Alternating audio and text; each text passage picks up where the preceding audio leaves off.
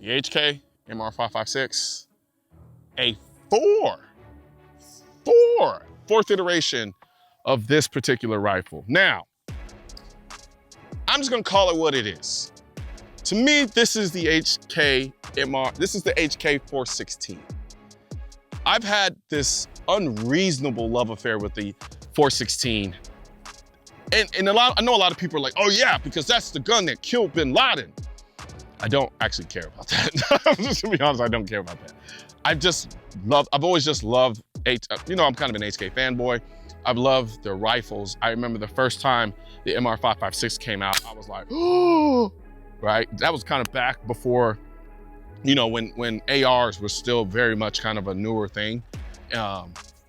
And I have the first iteration of it. So just walk me. I know you're like, just shut up and shoot. Yeah, I know, I get it. All right, so I have a total of 3 HK MR rifles. I have one that's a 16-inch, that's the first gen. I have 2 that was a 16-inch and I cut it down to 10.5 so that I can build my version of the 416.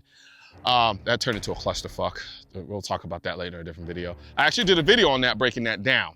That goes into a whole lot of issues. Not a lot of issues, but a particular issue that this actually fixes, which is this. I'm gonna gush all over this all day long in this video, so just bear with me. Now, on top of that, I have a HK MR556, which is the 762 version. I have the first gen version of that as well. So, this is the A4 version, the newest iteration. And they did a lot to it. And this is a rifle that's essentially a sum of its parts. Like all the little things, and HK is really good at doing this. All the little things that they changed and fixed all kind of come together and create something very special with this rifle. I'm gonna be honest with you in this regard. This rifle is somewhere in the upper $3,000, $4,000 range, which is fucking insane. I'll be the first one to say that. It's expensive as shit. From a general purpose standpoint. However, I know a lot of people that have this rifle who love them, do not regret getting them at all.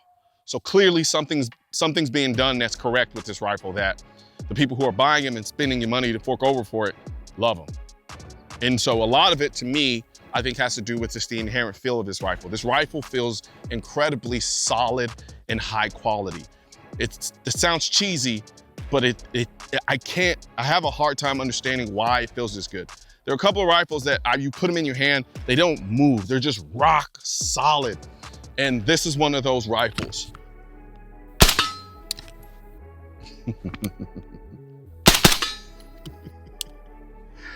Okay, so I'm at like 30 yards right now. And I think what would you say, Peter? 30, 35, 40? 30, 35? And I want you to see something. I want you to see something right now. Now, keep in mind, I'm doing way too much with this rifle, right? I've set this thing up on an obnoxious level. But let's just take a look at this. This is. Now, before you finish watching, a quick word from today's sponsor, Patriot Mobile. For 10 years, they've been America's only Christian conservative wireless provider, offering dependable nationwide coverage across all 3 major networks. You see, switching to Patriot Mobile means you support free speech, religious freedom, the sanctity of life, the Second Amendment, and our military veterans and first responders. Their 100% US-based customer service makes switching really easy. So keep your number, keep your phone, or upgrade. To do so, visit patriotmobile.com/Noir and get a free activation with the code Noir. Thank you, Patriot Mobile, for supporting the channel. At 30 yards, 30-ish yards, it just sits. It just sits.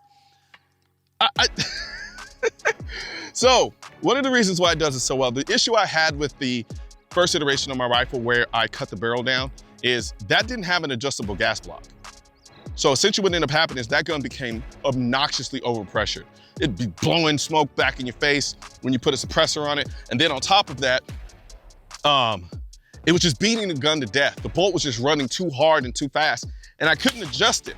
Now I was on the market entertaining buying an adjustable gas block, and I'll still do that at some point. But this particular version, the A4, actually comes with an adjustable gas block.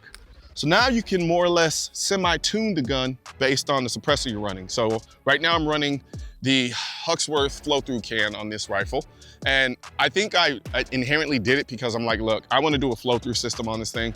And so because of what I was dealing with my 10-inch version. Now,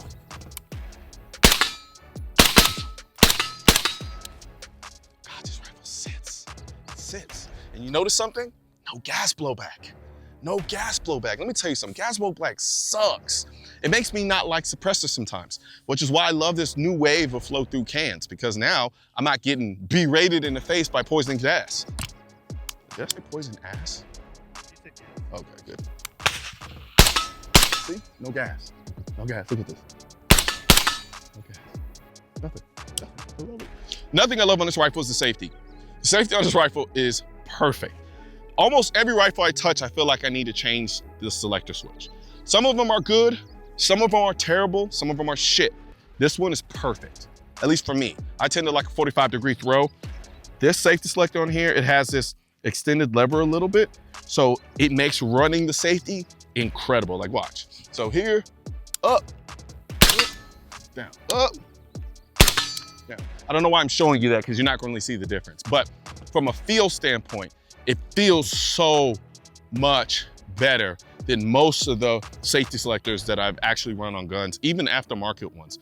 This is probably one of the best selector switches I've run on an AR. Let's talk about this rail. Now, I've covered it all up with this heat wrap shit so that I can keep my hands from burning to death. I don't even know if this rifle really runs that hot. I mean, it runs as hot as any other rifle that's suppressed. But I put this heat wrap shit on here for two reasons. One, functionality, but first and foremost, it was actually looks. I'm sorry, I'm just gonna call it what it is. And so I ended up seeing the 16-inch version. This is the 11.5 version of this rifle. It's 11.5, I'm so glad that HK made a pistol version of this in 11.5. Thank you HK for doing that. Now I don't have to go and chop barrels off and do all that weird shit. But I was doing my podcast, The Pew Culture. So Peter's gonna do a little thing here. Go check out the Pew Culture podcast. This is where we talk about all the guns and movies, shooting scenes, and all that stuff with my good friend Jake. It's dope as shit. Go check it out. Anyway, so we had our sponsor. One of the sponsors for that podcast is D&T. D&T, well, they got some D&T in order to showcase one of their optics, had brought one of their friends, their A4, so many letters and words, brought their HK MR556 A4. And essentially what it had this heat wrap on there. And I was like, I don't know what it is, but something visually about that excites me. I don't know what it is. I don't know if it's a change in texture or what, but it creates a contrast visually that I think looks sick. It creates there's a kind of refined ruggedness about it that I kind of like. And I know some people are that's a tool. And I was like, I know. But y'all know me, I'm kind of a, yeah, what do they call it? Prima donna, some shit like that. I like the way shit looks. Gosh, so it still is your piston system. That hasn't changed. This is a piston system. And I will say this, the prior generations were too damn heavy. They were like, so the good thing and the bad thing about a gun that is so well built and over-engineered like this particular gun is it's heavy. It's just really heavy. And you know what I did? This version, A4, is noticeably lighter than the previous iterations. And so I thought it would be an amazing idea to go and throw as much shit on the rifle to make it just as heavy or heavier than the previous iteration. I have problems. All right. Get to that later. All right, so let's do some shit real quick because I've been running my mouth. I know you guys want to see this in action.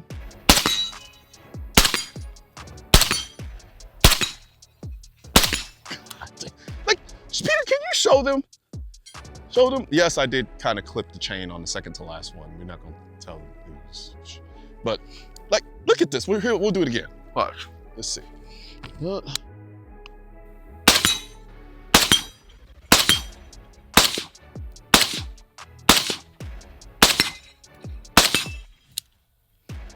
I clipped the chain on that one too.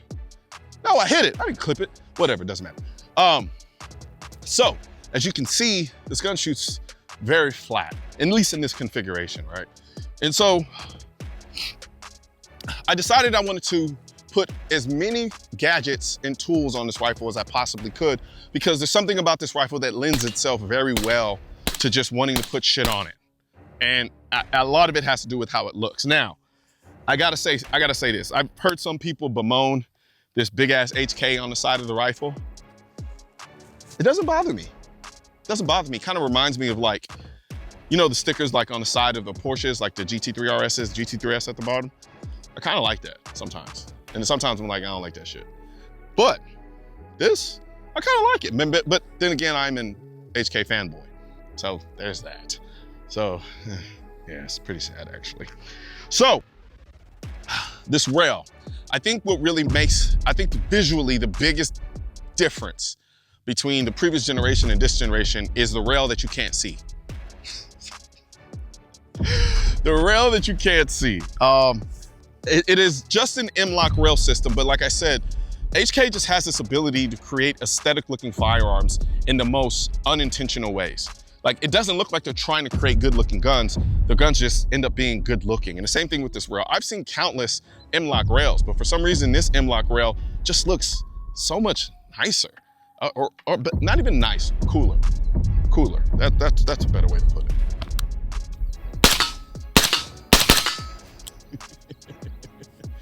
Let's go, let's run these down. Ooh. Ooh. Ooh. Yeah. All right, so right now, I am starting to feel some heat coming through this section right here, hitting my fingers. But as you can see here, I have my Magpul vertical grip. I'm kind of old school in that way. I like my vertical grips. I always will like my vertical grips, so I put one on here. Looks like a little dongle hanging down from the thing, especially with this heat wrap on there. Right now, my light system I'm running is the Surefire Vampire Scout Light. I just like the word vampire, so I call it vampire. But, so they've recently released these new pressure pads, these new pressure buttons here, as you can see right here, which is, so things I like and things I don't about this little pressure pad. This video is not about the light pressure pad, but whatever, we're gonna go into it for a split second. I like it because like, you're not gonna accidentally engage your light with this. It definitely does a good job of making sure, even under fire, if I happen to put my thumb on the switch, it's not gonna go off. You have to be very deliberate about pushing that button in. This protective housing around here does a very good job of making sure that you don't accidentally engage the light. At the same time, what it does too, is it kind of adds a lot of height to the button, basically. So you kind of, you know, this kind of smallish hands people problems type shit. So that's, you know, kind of creates the perception of a lot taller grip than it normally is, because this rail is actually relatively slim, but nonetheless, this adds a little height to it. It's not a deal breaker because I like the fact that it prevents me from accidentally engaging the light when I do my special ops and shit like that, you know. So you're saying that it just has more girth for your hands? Shut up, Peter. Speaking of hands and girth. Hey yo, what the? Can't believe I just said that. This is visually my favorite thing about this A4 variant of the MR556 is the rail, visually. Physically, in terms of feel, ergonomics, is this grip. I love this grip. Good job, good job. I really, really love this grip. It's almost a 90-degree grip, right? So what it gives me is the impression and feel like I'm shooting a 1911 almost, right? Or 2011. And it mitigates a lot of the wrist fatigue that you would normally get with other rifles. Shut up, Peter. Jeez, grow up. So for me, I love this grip. I love this grip. And I've always been a fan of the slimline stock. I love the way the slimline stock looks, but I like the way the original stock, which was a little bit beefier and had a little bit more of a cheek weld, like a little space for your cheek or whatever to rest on. I like the way that felt better. However, it's such a minor difference. I'll take the aesthetic advantage. I wouldn't call it an advantage, but the aesthetic preference of the slimline stock and the benefit of less weight over the kind of cheek weld benefit that I get from this. Because as you can see right now, there's not much of a cheek rest, as you can see. But I think it's a job done. There are worse grips. There are worse stocks out there from a cheek weld standpoint. Now let's talk about this trigger. So this is the stock mil-spec trigger on this rifle. And I don't have a desire to change it, which is crazy because I usually I'm like, throw a Geissele trigger in everything. But this trigger is really good. And here's why. As you can see here, see that? So silky. If my eyes were closed and I couldn't see it, I'd swear it was a Geissele trigger. The only thing that gives it away that it's not a Geissele trigger is the actual length of pull.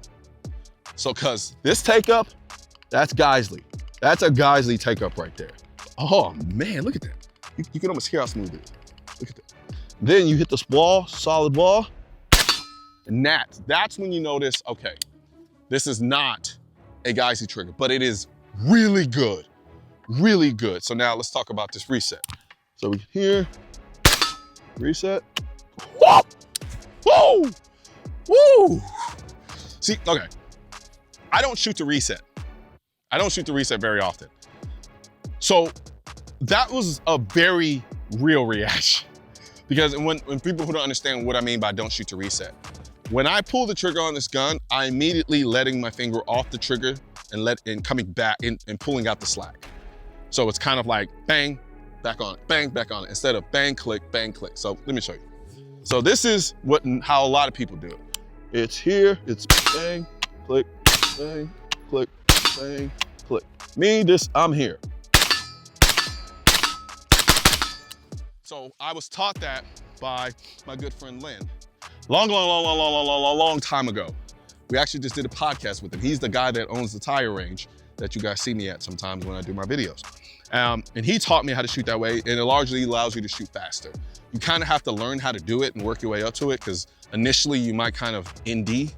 So, because you have to kind of learn the precise, every trigger is different. So you kind of have to learn where to kind of let out and come back on with just the right amount of pressure under recoil, right? But it does allow you to shoot faster, because like if I shoot, this is not what this video is supposed to be about, but whatever. If I shoot to reset, see, I can't even do it, that's crazy. All right, let's see. Versus, oh, I'm out.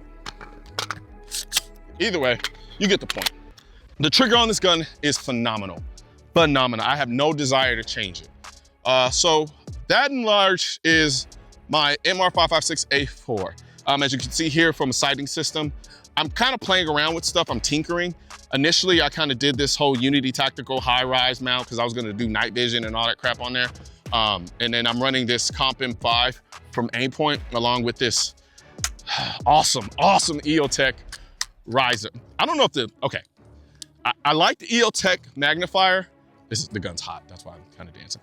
I like the EOTech magnifier, and I love the fact that this version is a smaller version. I can't remember the exact model name. However, this mount from Unity Tactical, where it's just up, down, up, down, up, down. Oh, it's perfection. See, you kids don't understand. Back in my time, our magnifiers hung off to the side, and it just threw the balance of the gun all off. I hated it. I fucking hated it. They were great in theory, but this now, look at this. It just sits up and down, up and down. So it keeps all the weight down the center of the gun. I freaking love it. Thank you very much, Unity Tactical, for doing that. And also I love this charging handle is actually really good. And so, long story short, this gun is obnoxiously expensive. It is obnoxiously expensive. Obnoxious does not have an A in it. But, and I don't know why I have a bipod on an 11.5 gun. Oh, I think I was trying to zero or something. Yeah, I was getting my zero, so whatever. It is obnoxiously expensive. It is. But what you get with obnoxious expensive from an HK standpoint, I can't say that for everything, is there's not very many things you want to change about the gun.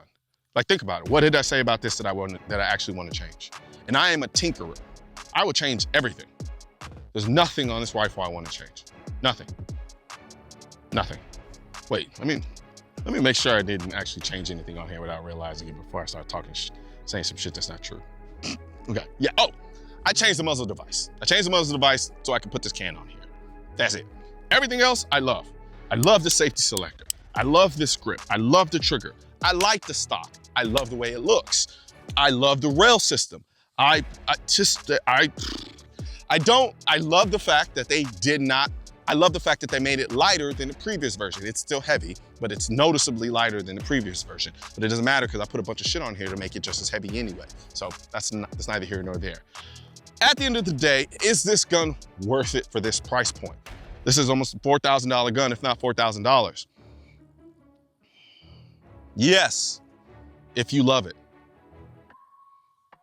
And even if you don't love it, and you're kind of like, I don't know.